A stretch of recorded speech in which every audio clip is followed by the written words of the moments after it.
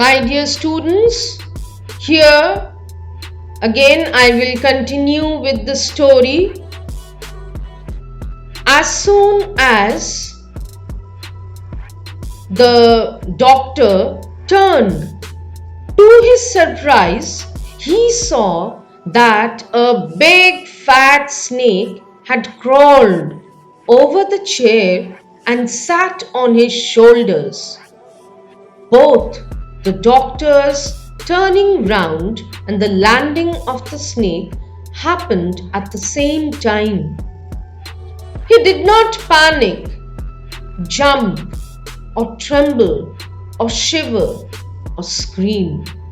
It all happened so fast that the doctor did not have any time to react. The snake twisted and crawled along his shoulder and coiled round his left arm above the elbow. The snake was just 3 to 4 inches away from his face. It could have bitten him. The doctor said that at that moment he was not only holding his breath but had turned into a stone just like a statue. Physically he remained like that, but his mind was very active at the time of crisis. He was thinking what he should do next. There was darkness all around him. Outside the room, it was very dark. Inside the room, only a single light, the light of the lamp that made the room partially lit. As he was in trouble, he started praying to God. He was not able to think anything or do anything. So he started thinking about God. He decided not to speak lest he should anger the snake. In his imagination, he tried to write outside his heart in bright letters the words, "Oh God." He felt a little pain in his left arm as the snake slowly crushed his arm by wrapping itself around him. Then what happened? The doctor felt his arm was drained of all strength. He felt helpless. He felt as if a thick molten rod made of lead was putting pressure on his arm. He could do nothing to save himself. He knew that if he moved a bit, the snake would attack him. Death was very near. It was waiting at a distance of 4 inches. He started thinking, if the snake bit him, then what would he do? Which medicine he would take? And then suddenly he recalled that there was no medicine in his room. He felt that he was poor, foolish, and a stupid doctor. He was feeling very weak when he realized that he had no way to come out of the situation. He forgot his danger and smiled at his foolishness. The doctor felt that God appreciated his realization of his mistake. Something favorable happened, and the doctor's life was saved. The snake moved its head to the other side when it noticed the mirror on the table. It looked at the mirror and saw its own reflection in it.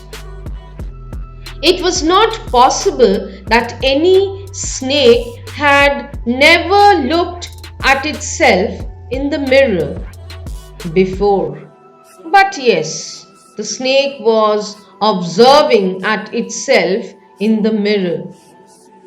The doctor was stunned as the snake was completely absorbed in watching itself in the mirror. The snake was carefully looking at itself. Was it admiring its own beauty? The doctor imagined that the snake might be imagining different styles like him, which he was thinking of some time back when he was looking at his face in the mirror. He thought that maybe the snake was thinking of growing a mustache, or maybe it was thinking of wearing eyeshadow and mascara to look more pretty. It may even be like this, that it was thinking of wearing a red colored bindi on its forehead. The doctor did not know actually whether it was a male or a female snake. He said that he would never come to know this, because just then it crawled over the table close to the mirror. It kept looking at itself. The doctor thought maybe the snake wanted to have a closer look at its appearance. The doctor was no longer a mere statue of stone. When the snake slithered away from his arm and came closer to the mirror, he came back to life. The snake was no more on his lap. So he stood up. So far, he had stopped his breath as he was very scared. Now he quietly moved out of the door, jumped from the garden, and ran away. All the people who were listening to the doctor's story felt relieved and took a deep breath after they came to know that he was saved. Someone even asked him if his wife was fat or not. His reply was that his wife was thin and tall, just like a reed plant, because God didn't want his wife to be fat. She was thin and she could run very fast. Another person asked him if the snake chased him. He answered that he ran and ran till he reached a friend's house. There he took an oil massage, took a bath, and wore fresh clothes. He did not know if the snake had chased him, because he did not look any more back.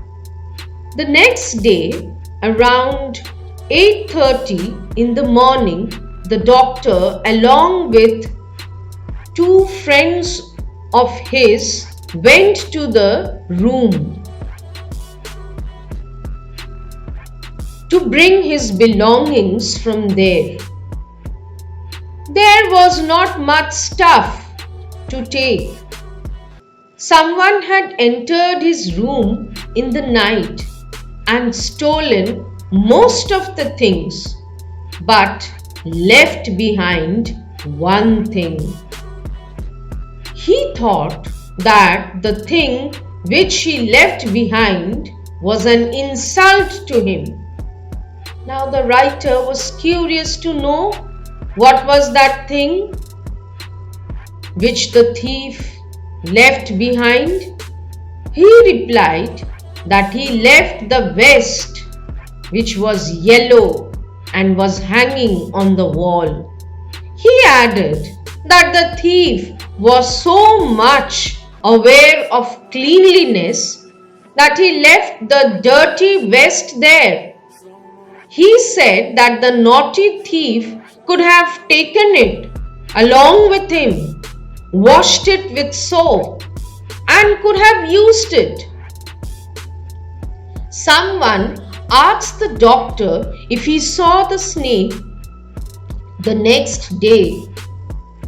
He laughed and replied that after that night he never again saw the snake. Maybe the snake was attracted by its own beauty and so it was carried away by it. That day it had looked so carefully at itself in the mirror. So here the story comes to an end. That's all, students.